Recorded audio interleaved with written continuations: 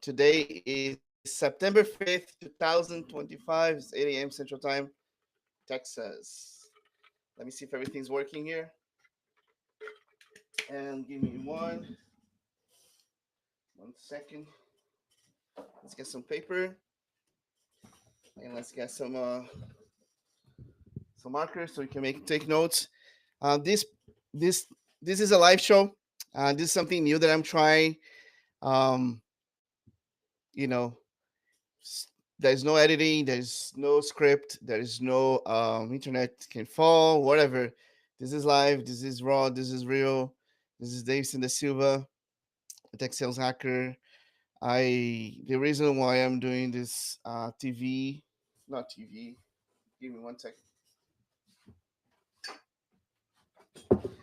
For some reason, I need to grab those markers. This is my markers and white paper. I'm so nerdy, but with those I can survive. Anyways, I like to have this here because I make notes and I can and do observations and things. But this is live. Now, I don't know where you're listening this from. If you're listening from LinkedIn, if you're listening from Facebook, if you're listening to YouTube, those are the three channels that I'm currently broadcasting. I will figure out a way to actually see who is listening and comments and things like that. This I feel like this is the future of TV. It's a merge of. I'm gonna make a prediction here. Okay, I'm betting, and you might think I'm crazy, or you might think like, "Hey, Dason is it's what's going on today. He's gonna be talking about the future." I'm gonna make a prediction here, which it's probably not nothing too crazy. You probably thought about it before, but I almost guarantee this is going to happen. So the future. I was watching the other day. I was running at the gym, and then I was watching TV, running and watching the TV, and the guy, the announcer, they talk about the weather, they talk about, I think they talked about what something to do Salesforce, layoffs and things like that. Okay, cool. And then there's two people talking. There's one guy. It's all scripted. We know that the questions are all like, um, the questions are all written, rehearsed sometimes. Like hey, by this minute you ask me this question, towards the end, let's close with this. I mean, let's be honest, these guys, they do this for a living and they're reporters and respect. It's hard to be speaking to a camera here right now and have no idea who's listening. I have no idea. I have nothing opened here on social media. I don't know how many people are listening to this right now. I don't know who's liking, who's not liking. I don't know who is driving, who's actually at work or on the bathroom scrolling, whatever. I have no idea. But here's the I so live TV, like live TV, those guys, it's hardcore. I think it's hard. It's a tough, gig, tough profession. And I think this is the future. It will be merged with, not even the future is actually available right now. I'm talking about the big media, the TV channels, the CNNs and the CBSs and then the Fox TVs. They are going to be live on social media, and the reporters are going to be talking, and then they're going to be interacting live. They're going to be interacting live with the audience. There's no more just like talking to the camera and then controlling the media, the narrative.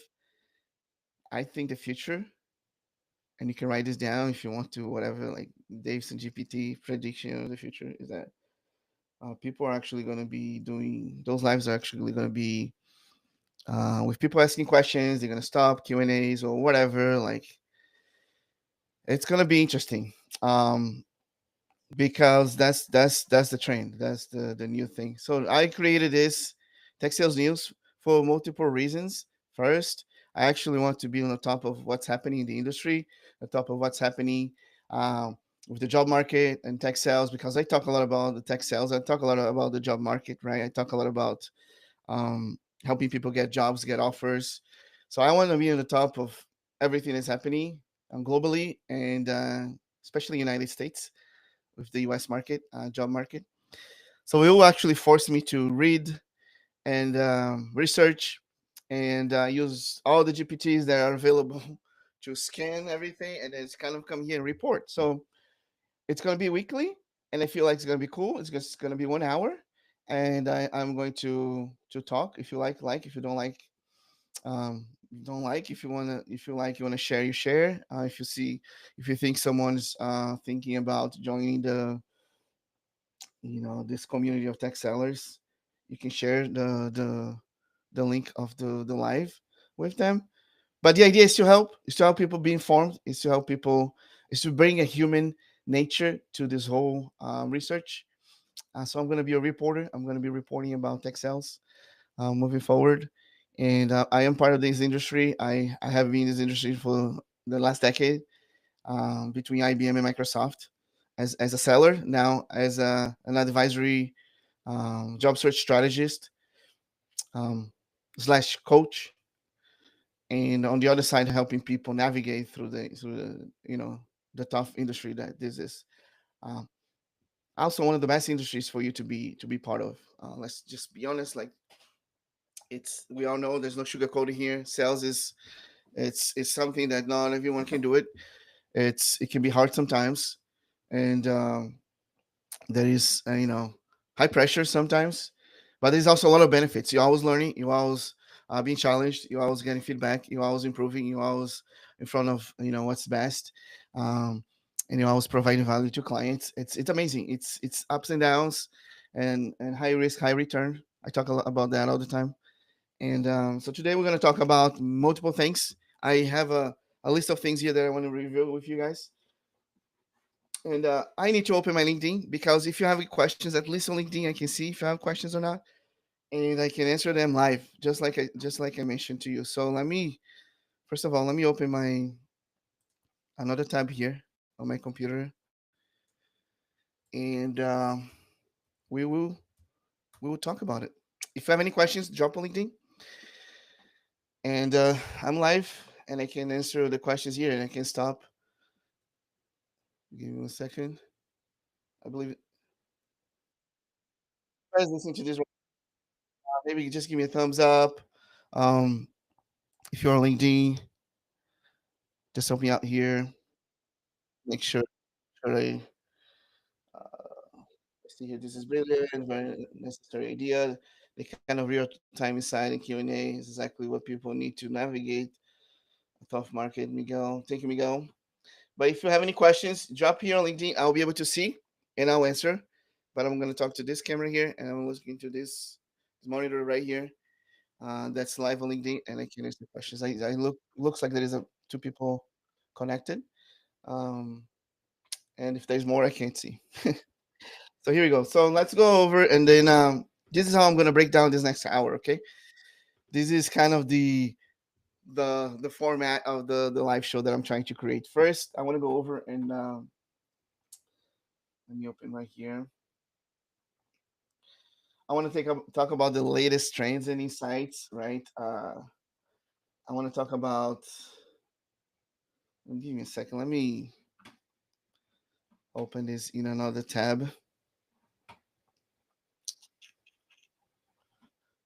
Yeah. All right. So one moment. It's gonna be easier for me. All right. But if you have any questions, you drop on the chat right now, and then I'll try to answer. Now, I have a format that I want to follow. There's things that I want to talk about. But if you have specific questions about also job search, and if you're on the market to get your next tech sales role, you go ahead and drop on the chat, and I'll also be able to answer live as well. Stuff's not working here today. I'm just gonna use this. Um, so I want to talk about major trends that are shaping the tech sales industry. I want to talk about job market opportunities, and I want to talk about challenges in 2025. I was going to talk about challenges because, uh, hold on. Okay, I want to talk about challenges because I believe that everyone is looking for insights. Everyone is looking for ways to navigate through those times, right? And I want to talk about some tips and takeaways that you can have for the week.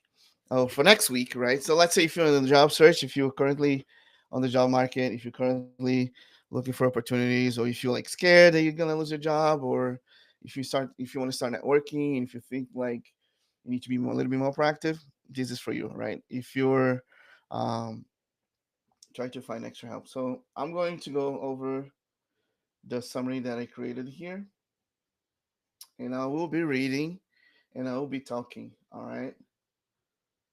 So full disclosure here, I just wanna I just wanna there we go. I think it's better now. All right. Perfect. All right. So what we're gonna do is I just want to start with key trends that are shaping the textiles in 2025. But now I actually want to talk about something that was really recent, and it's probably really hot in people's feeds on LinkedIn and people's mind. It's what happened with Salesforce this week, right? A lot of people like to think about layoffs as a negative. Um, yes, it is 100%. 100%. It's not good for whoever gets impacted, right? Um, but the reality at the end of the day is that this is part of the industry, right? It's gonna have some shifts and some movements. It's not over, and it's actually uh, I would probably say it's kind of the tip of the iceberg, and it will just continue, right? So now, how do you prepare, right? That's the question. How do you prepare to embrace for the impact, right? It's just like the airplane's going down, and then the pilot's gonna say, "Embrace for impact, prepare." Like, so what do you do, right? Um, that's the biggest question. That's the biggest question.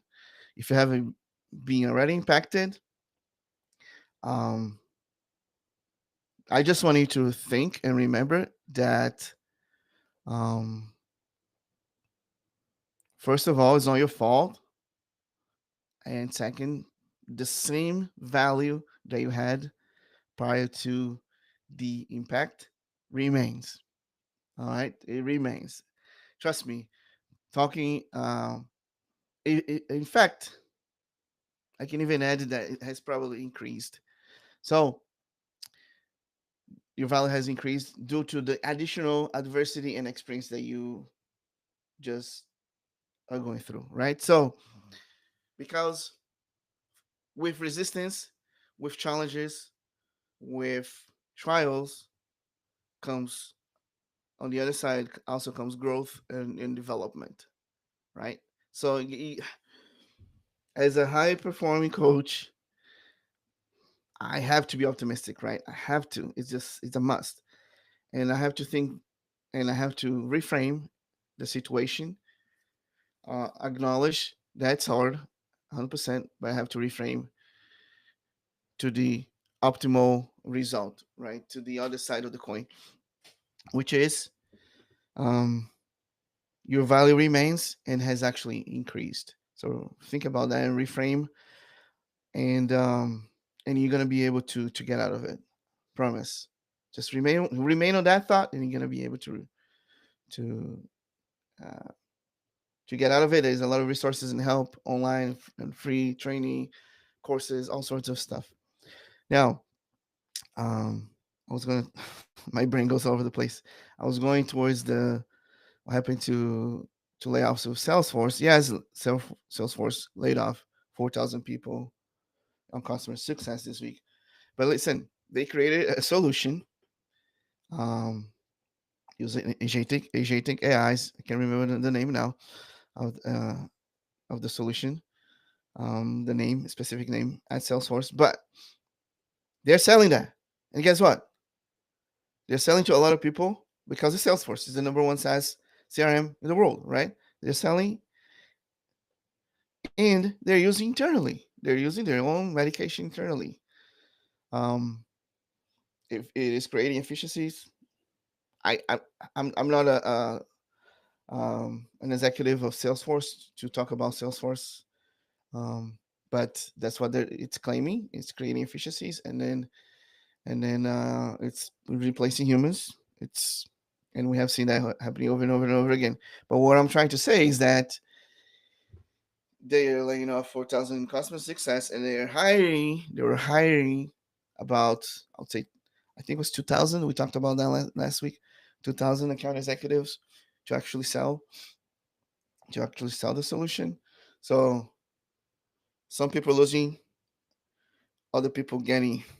Some people losing opportunities, other people are getting new opportunities. You just have to think like, okay, if I'm on the losing team now, how do I quickly get on the win team?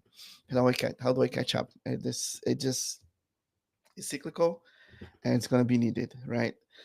Um, and I just want you to start with that thought that the economy is cyclical. You just have to follow the you're gonna have to follow the opportunities. You're gonna have to follow where the money is going. You're gonna have to follow where AI is going, and where everyone,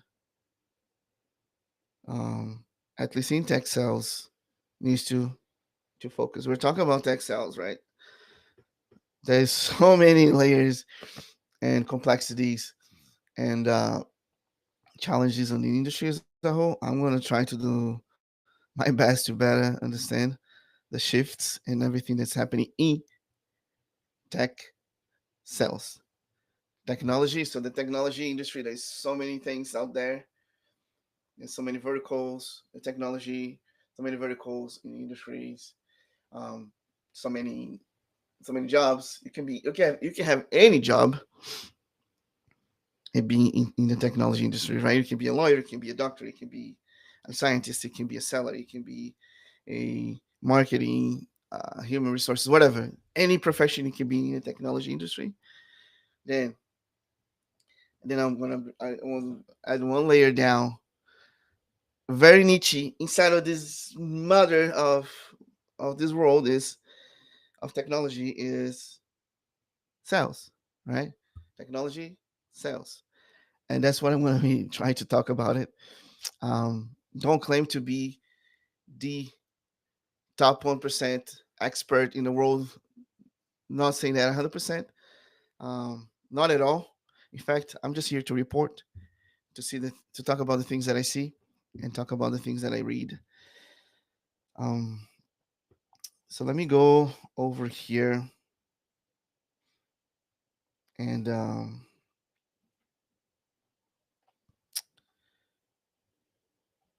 yeah, let's just go over this report that I created here. It's just all over the place.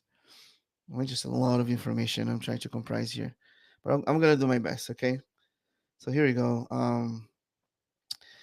First, let's talk about AI and automation as transforming the sales process. So, we all know AI is drastically changing how sales and teams operate. In 2025, AI tools have moved beyond hype to providing practical benefits on the sales side. I'm reading straight from destinationscrm.com.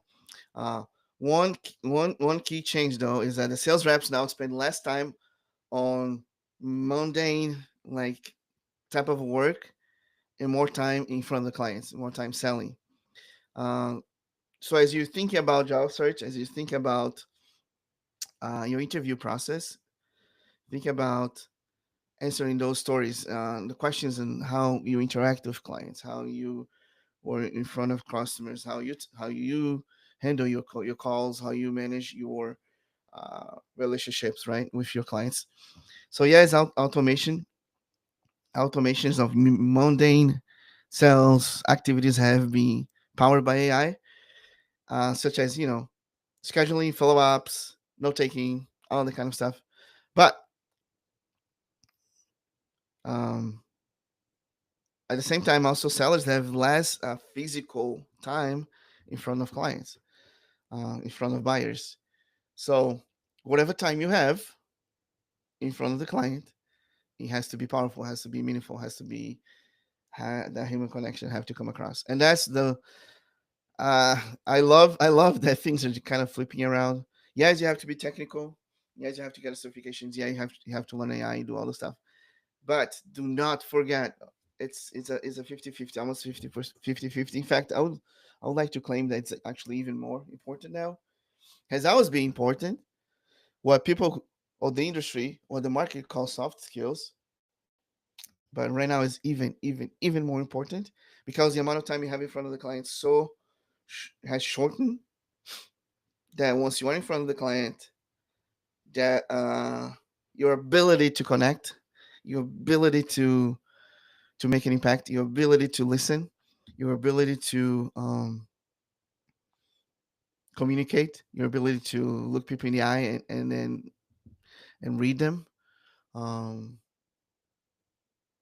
it has to be drastically increased, and that's what people call this.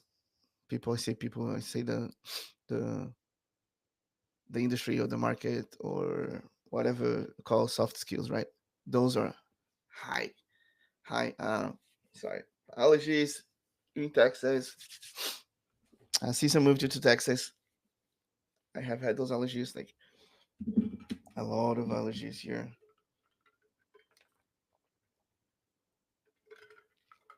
Oh, sorry. Yeah. So just think about that. I wanted to try to read some data here, some hardcore data. So let me look at my report and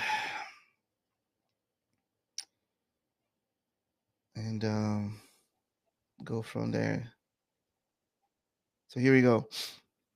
So major trades, the AI adoption is exploding. We all know 43% of sellers pros are using AI right now. It's up to from 24% since 2023. So 2023, it was the kind of the beginning of this whole AI, open AI, Microsoft exploding. All the SaaS solutions started exploding in 2023. Yeah, it has been almost 2 years, and now the reports, the research is saying that now that 43% of sales pros are actually using AI. Now, 47% use Gen AI tools like ChatGPTs, Jasper for email scripts analysis and all that. And is 98% of edits right now is done by AI outputs. Like they are being AI assisted. What that means is like if sellers are um, putting a proposal, if they're sending an email, if they're sending a LinkedIn DM or whatever, 98% of them are actually using AI to edit. It's not using AI to create, to take over, but to help. Um, that's a very interesting data here. Now we all know agentic AI is on the rise. So first, everything started, AI. Now it's getting a little bit more niche, and the the the word of the day, you can say AAI, agentic AI, double A and I, agentic AI. So you can remember it's on the rise. Um, so AI wraps and video avatars can engage prospects um, by themselves, like autonomously. Yeah, that's the word. Okay, sorry.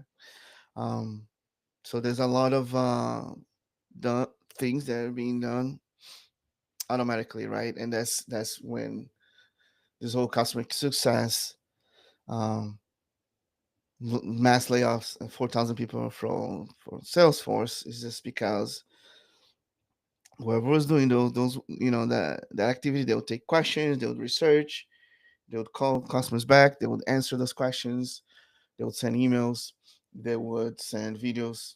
All these things now is literally being automated to the point that once the client drops the question, um,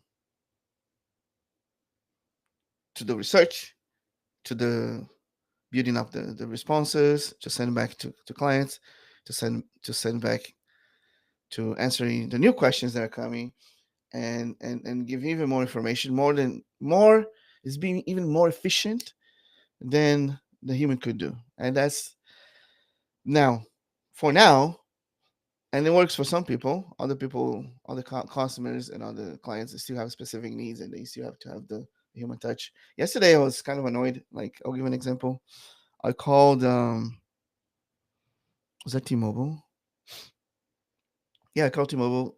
So I've been a customer for T-Mobile for like 15 years, and something interesting happened, and I called them, and I needed some help, and of course the automation is there and has been there for years, years. This is not anything new, but push one, push two, push zero, speak with a representative, and then it literally, gosh, it was hard. It was hard to get a human. I really needed to explain the situation and have a human perspective. I as a client, I felt the need to do that. So I think that's still gonna be there.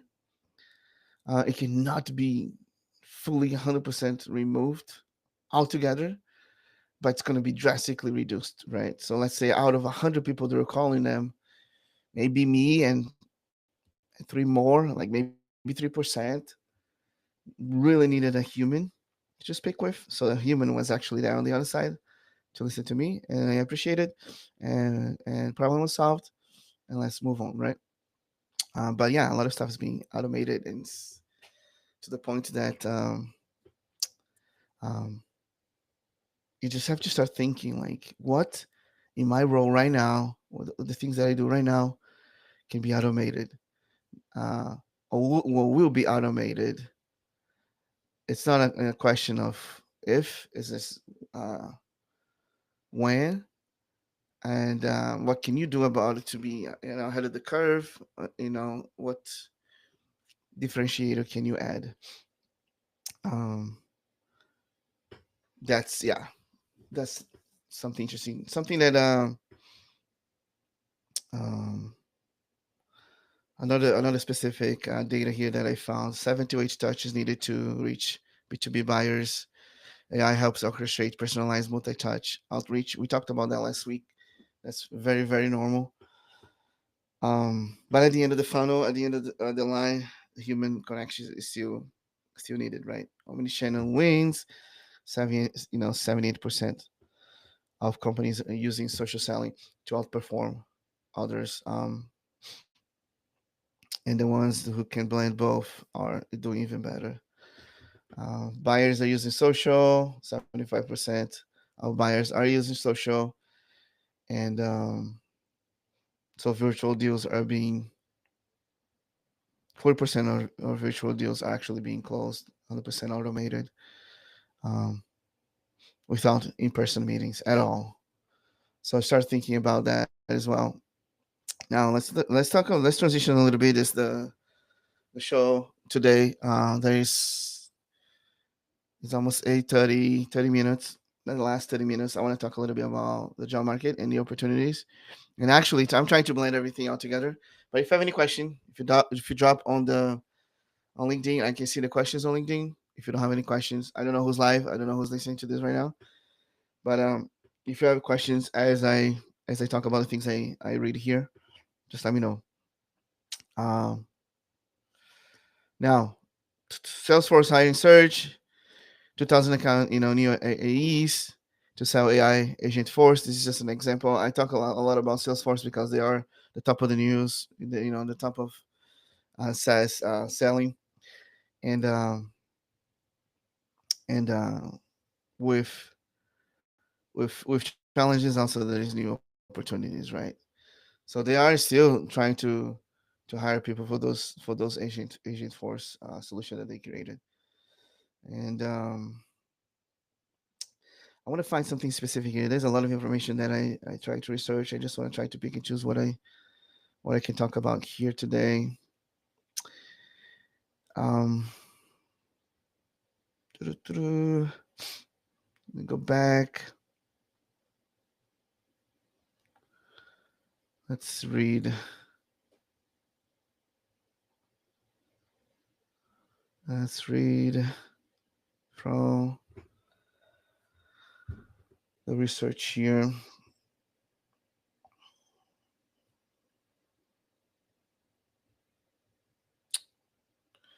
Now we talked a lot about today, a lot about soft skills, but also there's a new trend happening on the whole textiles industry is that um and I have been hearing that for a while actually. So you have to do more of less. Yes, you have to be more productive. Yes, you have to be more nimble to change. Yes. Now, you have to develop more your soft skills. Absolutely. And but at the same time, you also have to be more technical. It's just that so if you're thinking about breaking into tech, if you think about starting a career in tech, if you think about now talk about to the early career, if you're thinking about being successful in this industry, um, you have to find a way to to find something that I wouldn't say that you have strong interest, but you can even find an area that you might not have a strong interest, but you have to go like maybe one or two, even three layers down, become a little bit more informed. I would say more knowledgeable, more trained. It can come through certifications. It can come through boot camps. It can come through training. I know the big tech organizations such as Microsoft, Google, they are all providing a lot of free resources and free help and free information for you to just dive deeper into their own solution. Um, if, let's say, I'll give you an example. Let's say if you dive deep into agentic AIs from Salesforce, right? Let's say when you guys start getting Salesforce certifications, you got one, two, or three, and you're like really knowledgeable about agentic AIs, how they work with CRMs, and then you get really knowledgeable about the world of CRM, and you know how CRM works. And but then let's say that you get a job or you find an opportunity in a completely different field. Maybe let's just say a fintech that's actually selling a solution for banks to optimize their banking transactions and to using AI to whatever it is. But your knowledge is on Salesforce, agentic AI, CRMs, and then you let's say best case scenario, you find an opportunity with Salesforce and you're gonna use that knowledge. You're gonna be hit the ground running and all the good stuff. But the other best case scenario is that knowledge is never gonna be lost. You're not gonna lose that knowledge. You're gonna use that to go to your next best opportunity. Now, why diving deep into one and get a little bit more technical in one is important because first that shows that you have the ability to learn, that you have the interest in the industry, that you're trying to keep up with the pace, right? All those things are um, traits. I would say traits or green flags. I would say green flags, signs that the talent acquisition teams are looking for, even if it's going to be something completely different than agent AIs from Salesforce. Does that make sense? So as you're interviewing to, as you're looking for opportunities at different organizations, your knowledge is transferable. Your skills are transferable. But now, let's let's let's give an example. There's two candidates. One does that. The other one is just applying to that job, right? And has no deep knowledge or expertise or did not make the time or did not took the effort to dive deep into a specific area, then who's going to have the biggest opportunity? The one who put the effort, the one who put the time, or the one who didn't, right? It's just obvious, right? So like Yes, it is a more competitive market. Yes.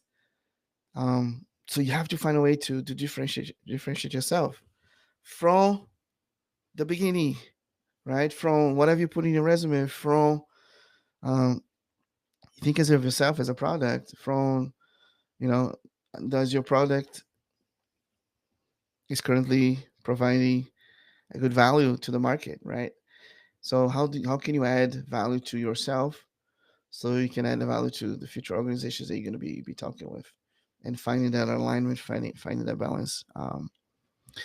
So when people ask me like, "Hey, Davidson, where should I start? What should I start? What kind of AI tools and things should I be learning?" Gosh, like it's overwhelming. It's overwhelming.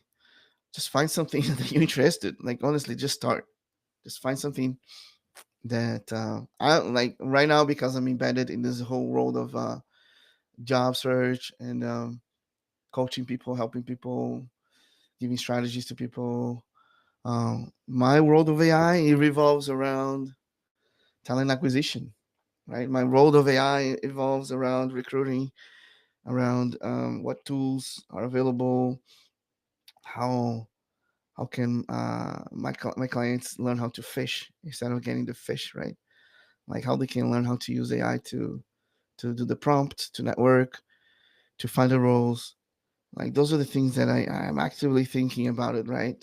How can we leverage this to the point that um, it's literally advisory, right? It's literally based on my 20 years of life coaching and helping people, giving guidance, the soft skills, right, that everybody talk about. Now they're coming to the rise, right?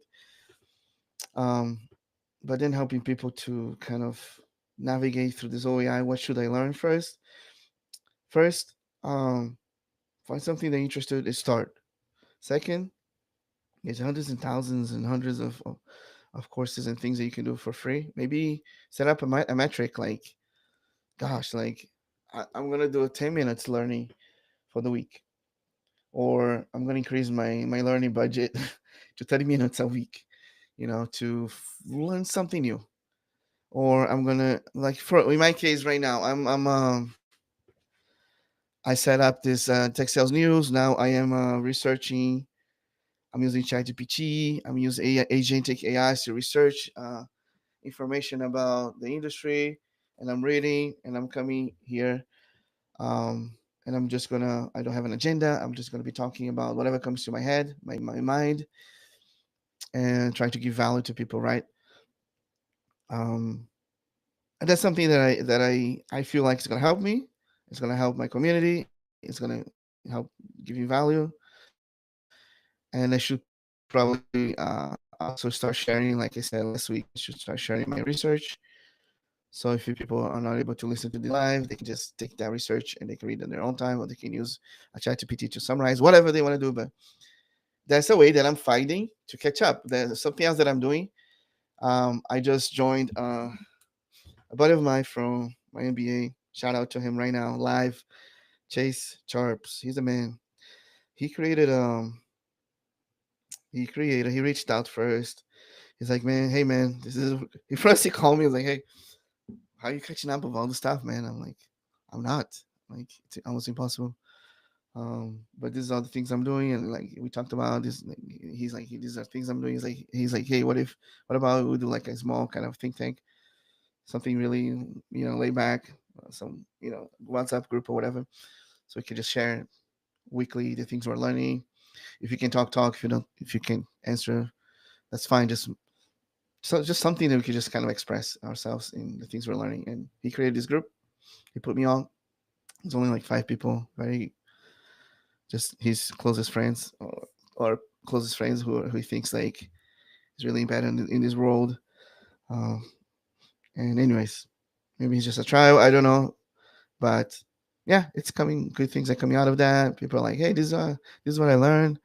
Try to join those master groups. Create your own. Um,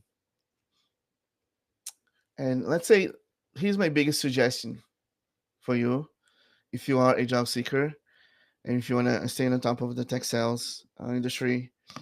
Uh, and if you wanna, I believe that by serving, by helping others, is the best way to be successful in whatever you do. So, and in fact, I started this whole tech sales idea, tech sales funnels. Everything was actually created when I got laid off last year, about a year ago. And but even before that, I was posting on LinkedIn. I was doing Davidson GPT live. I was doing like all sorts of stuff, which I still do, podcast. But doing all those things to actually help the community. As I was actually looking through my own job search, I'm not doing that right now. But as I was going through that, um, I was doing all those things to help people, so that kept me going, kept me even motivated, and giving me more and more ideas on how it could even, show up better in interviews. Got tons of introductions. So, the best thing you can do right now, one of the best things you can do, because sometimes we talk about network, as just network, just get to know people. Yeah, everybody knows that. Everybody knows you have to network. It's all about knowledge and trust. It's indication. No matter how amazing your resume is, at the end of the day, someone else someone else, who knows the hiring manager, who sent an email, who made a phone call, gets in front of you. That's it. That's it. So,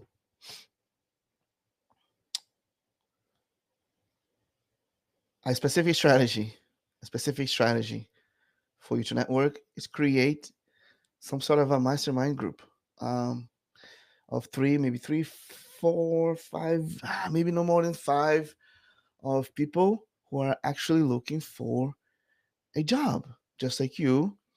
Um, you can find those people. It might be your friend who just got laid off.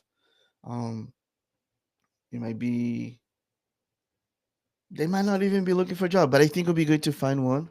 Uh, Someone that is actually looking for a job.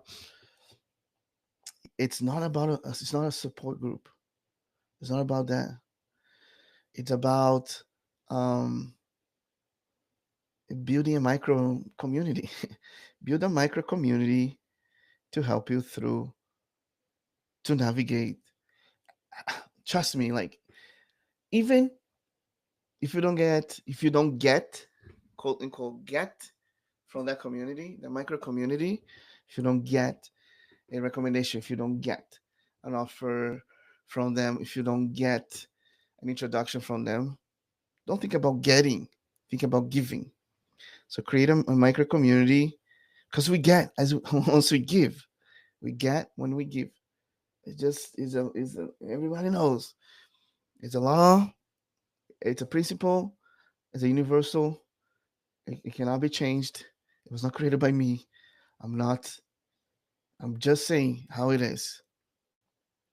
Um, there's multiple books and quotes and things that talk about the shortest way for you to get what you want is by giving people or giving other people what they want. Right now, create a micro community uh, of people like you. Okay. Now, if you're a high performer, if you're like a high achiever, you gotta bring high performing, high achievers to your micro community. Now, get five of those, and then just share like the things you're doing to update your LinkedIn, your resume. Let's say if one of the these people in your micro community are paying for a coach, they're getting high level training, high level expertise. Maybe they can share with you on your micro community, or maybe if you read a book and you found something insightful, you share with the micro community. Create micro communities to sustain you, to help you during this the job search. That by far, I think that I can think it's probably one of the best things that you can do, and it's controllable. It's controllable. It's something that you can control. You can today. You can write down. You can come that. You can come. Let me do this right now. I'll give an example. Micro community. So you can come here. One out of the five people. Two, three, four, five. All right. Micro community. of high performing, just like you. So you want to be people like you. Okay. Find people like you. All right.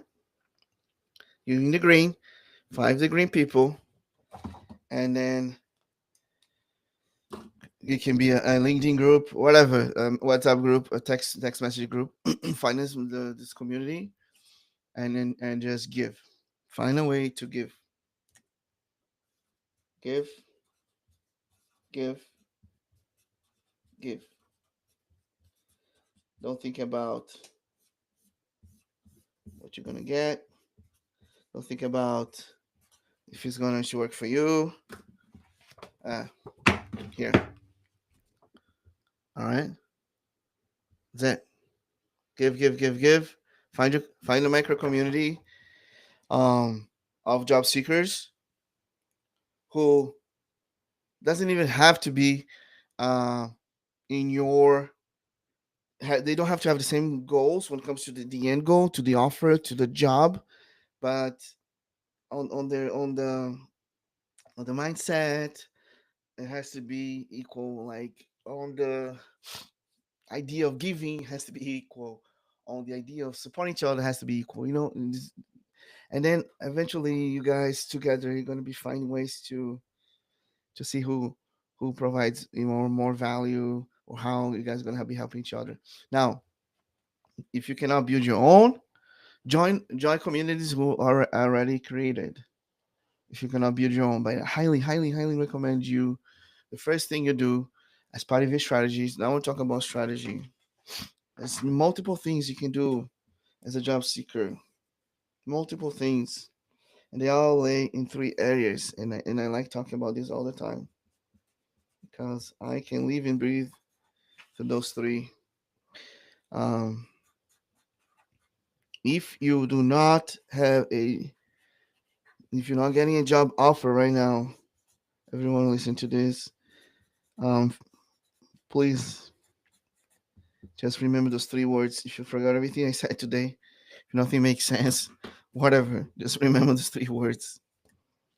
You have to have a strategy, you have to have visibility, and you have to be able to communicate. So there's three words: strategy, visibility, and communication to get the offer. Yeah, I like to do that all the time and show people all the time. Now, creating micro communities is one part of it almost encompasses the whole thing. It encompasses the strategy because it's part of your strategy. It's just like a little piece of your strategy. Um, then it's going to give you more visibility to the micro community, visibility to their network. It will increase visibility. It's not going to give you all the visibility you need, but we will increase. So the goal is always increase 1%, 1% better, 1% better, right? And we will increase your communication skills. Maybe on that micro community, you can, um, hey guys, for this week, if we can sync for like 15 minutes, let's everyone give our 1 minute, 30-second speech, um, and let's practice and let's give feedback to each other, and then let's just, give each other like make it fun, 0 to 10, 9, and then everyone grades everyone. It just increases the communication piece, increases your ability to express yourself. So creating micro communities actually it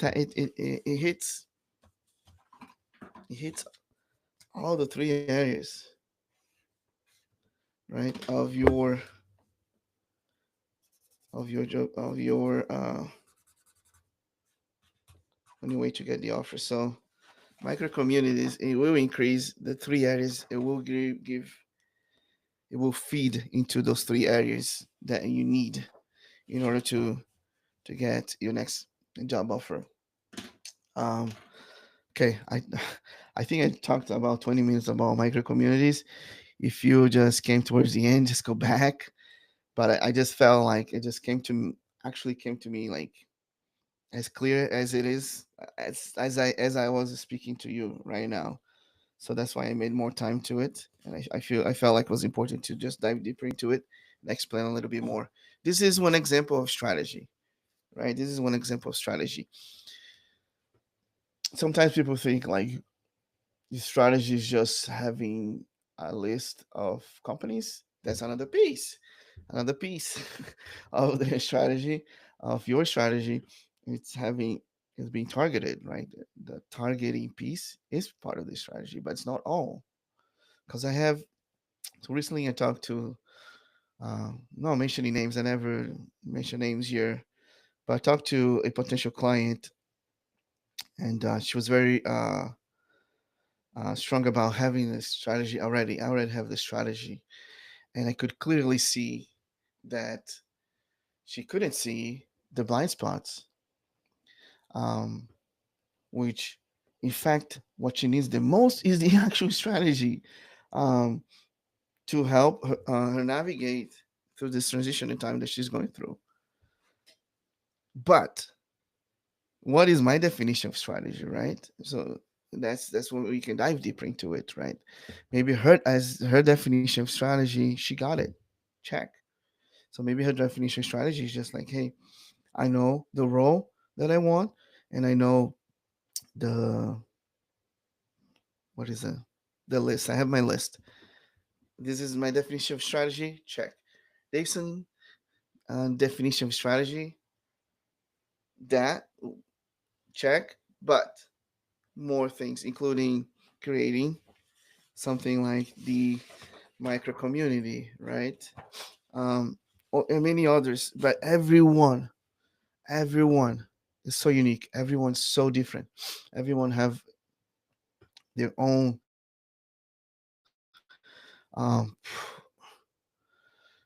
aspirations, their own goals, their own like skills, abilities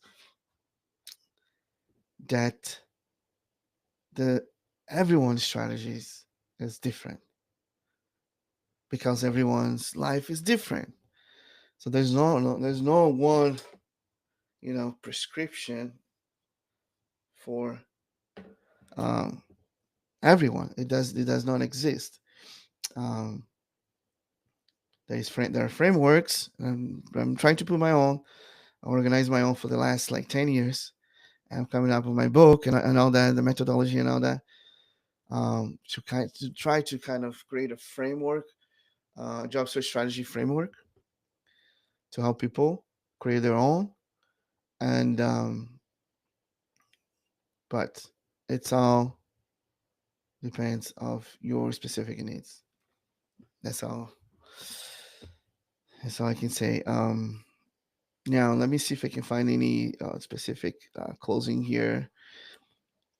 And I have been talking forever, and it is the last 6 minutes here. I don't see any questions on the on the on the chat, but something that I told maybe I'm gonna close with this because I think it's important. I mentioned at the beginning of this call, and I think the future is a prediction of the future. It's kind of weird. Sometimes I'm not gonna be claiming that I can see the future, but sometimes we can all predict the future. We can all see trends, right? We can all see patterns and things that are coming. Um, and just watching the news like the other day at the gym, I really think that the way I'm trying to do here now is super hard because it's live, it's raw, there's no script, there's no like teleprompting, there's nothing. It's just me talking. And then if someone comes with a question, then I'll stop, I'll answer. Um, and that's the future of the news. It's going to be live. It's going to be social interaction. I created this thing also, Davidson GPT, about a year ago. At first, I thought it was funny, but then I'm thinking more and more and more about it. I even bought the domain, davidsongpt.com. I started creating this live show, and then other people I saw, a couple of people in my network that I can see like putting their name, GPT. People are getting it. Um, it's just that. Um, for us humans to differentiate ourselves from the AI, from the GPTs of the world, we have to be our own GPT. We have to be our own GPT. Um, your own your knowledge, your education, your experience, your challenges, your background, your current experience, the food you ate yesterday, um, the conversations you had last yesterday, the dreams you had last night, the thoughts you're having right now. Everything compiles to make you unique, to make you um, who you are, right? This human being, this spiritual, physical being, right, on planet Earth and whatever location you are right now. Um, Nothing can replace this, right? Nothing will ever be able to replace that. Um, at least here on this planet, on this mortality on Earth, nothing will be able to replace your uniqueness. So as you go through your job search strategy, as you go through finding new opportunities, as you go through talking to people, networking, you have to draw back to who you are. You have to draw back to your Joseph GPT, your you know Stephen GPT, or Bob GPT, or Davidson GPT, or uh, what is it, Miguel GPT. Um,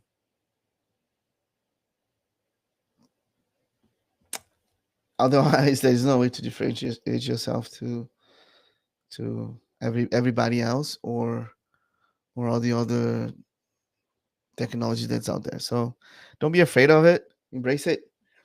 Um, One great analogy that I heard on one of my podcasts that I just recorded.